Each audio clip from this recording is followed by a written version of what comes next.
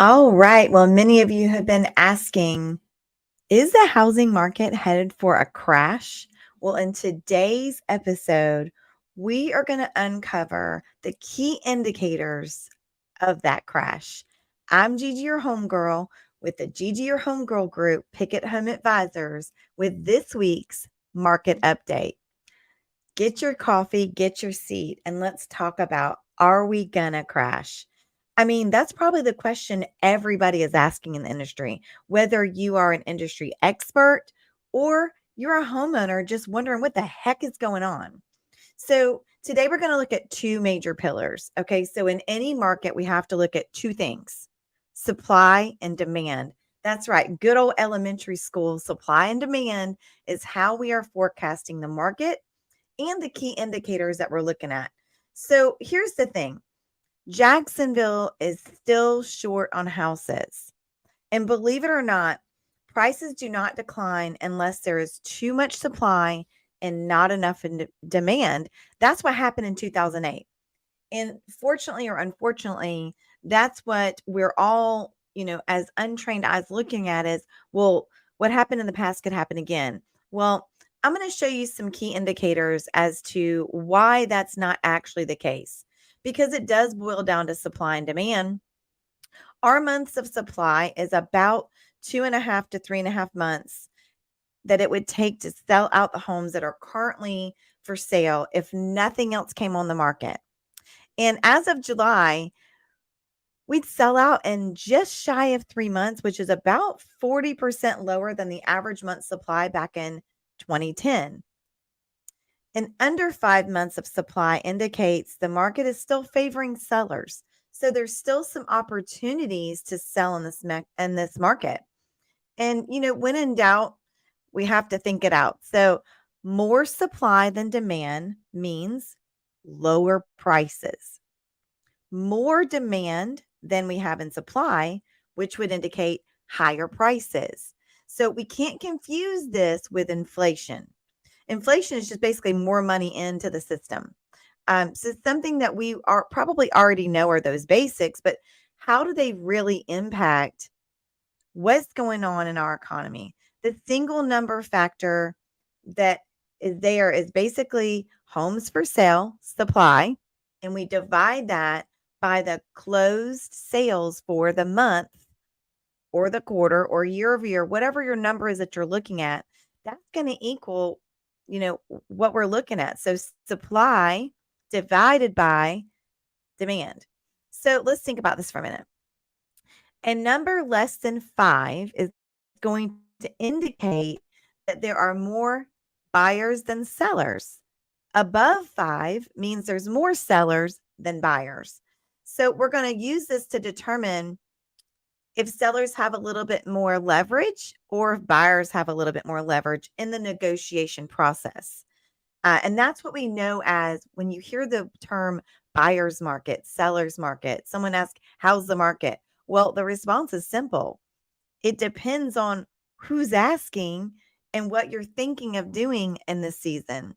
Jacksonville's been a seller's market for over 5 years because there's been a shortage in homes available for sale, probably because we're one of the most sought after areas to move to, especially after the pandemic.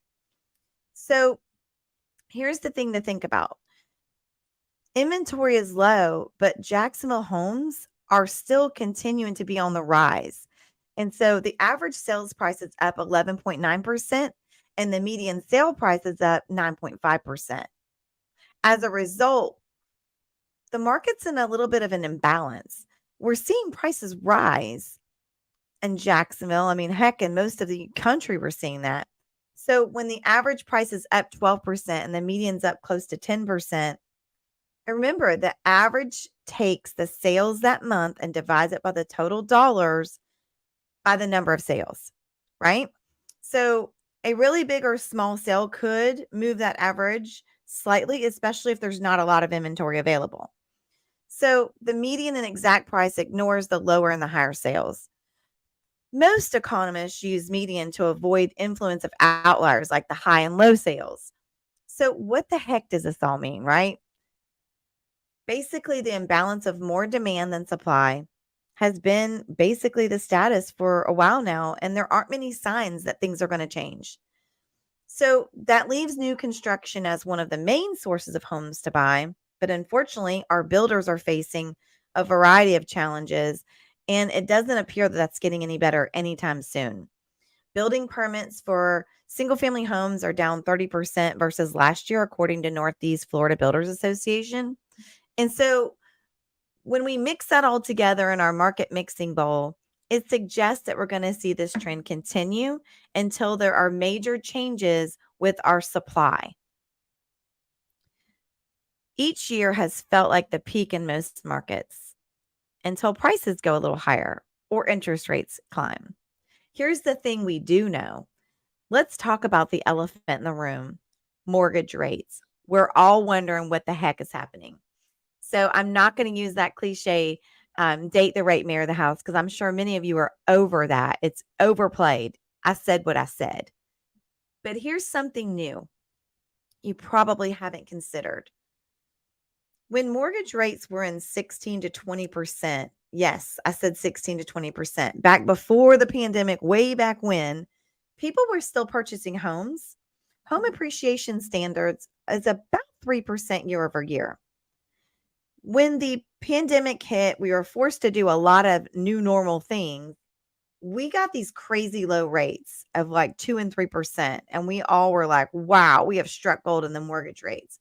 But we also had offers that were coming in like crazy, people waiving appraisals, not inspecting homes, paying way more than the home was even valued at just because the market was so nuts. But the rates were so incredibly low. Well, in today's market, we're looking at rates between 7 and 8%, depending on, credit lines, market products, who you ask. But let's just say for average, 7%. Home appreciation is at an all-time high and has been holding steady, especially in Jacksonville, in the Florida state. We're up around 13.75% home appreciation, which is huge. So a lot of buyers are coming back into the market with excitement for a few reasons. One, they're realizing that they're still going to be walking in with some equity available to them. Also, bidding wars have cooled off a little.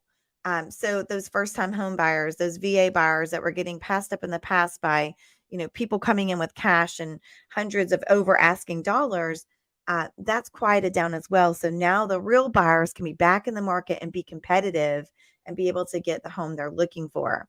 So there's also different creative strategies that a lot of the mortgage brokers are able to offer to help our buyers buy down rates to make homes more affordable in the short term while we ride out this crazy roller coaster together.